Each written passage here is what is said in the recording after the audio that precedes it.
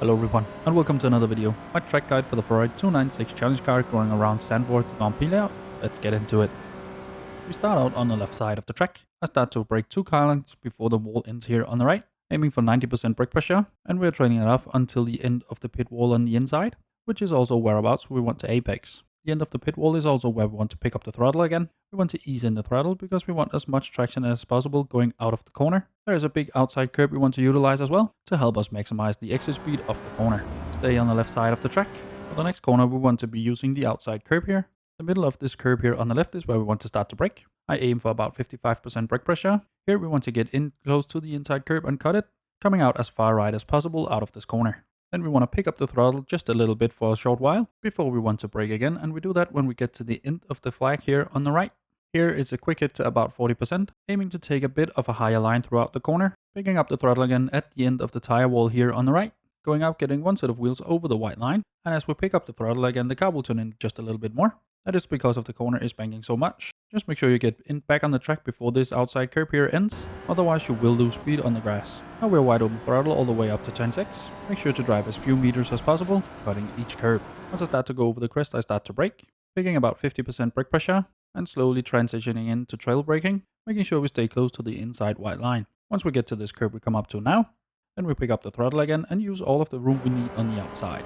Then we get up on the curb here. Once we go under the banner that's just in front of us, then we start to brake and I go to about 80% brake pressure, and we are trailing that off all the way to the inside curb of turn 8. Once we land from that curb, we pick up the throttle again, and I'm easing in the throttle because it's really easy to lose the rear here. The car should naturally walk out to the left side of the track and you want to stay there. I don't have a good marker for you for turn 9, but this is just about where I start to brake. My initial hit is about 60%, and we're trailing that off all the way to the inside curb. Once I get to the end of the inside curb, I start to accelerate again. Here we want to ease it in as well, because the car can be a little bit unstable here as well. And we want to be out just about mid-track to help us open up turn 10 a bit more. Now we want to stay a little bit to the right side of the middle of the track. I brake once I get to the porta potty here on the left, aiming for about 80% brake pressure, and we are trailing that off till just before the curb. We want to take a little bit of a later apex here, so we can start to accelerate a little bit earlier. We want to pick up the throttle just before we get to the curb. We want to get as much traction as possible, so we want to ease in the throttle, making sure we don't get any wheel spin at all. And of course we are going to use all of the room we need here on the outside. If you get a bad exit here, people will try and overtake you into turn 11, but while qualifying we want to be on the left side of the track. For turn 11 we want to be braking just about a car length before the 100 board here on the left, aiming for 90% brake pressure, trailing that off all the way to the inside curb, which we want to cut as much as possible. We can also cut the anti-cut sausage, that will just unsettle the car a tiny bit.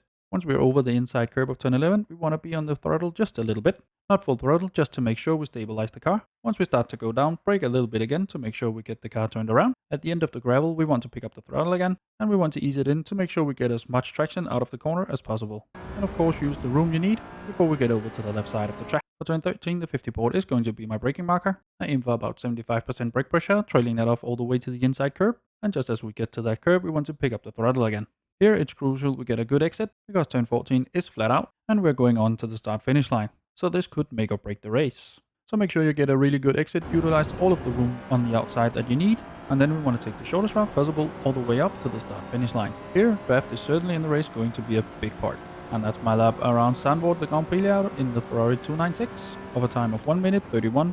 I have more track guides for the challenge car linked down below. Hopefully you found this one useful. If you did, leave a like down below, consider subscribing as well, and now for the uninterrupted hot laps.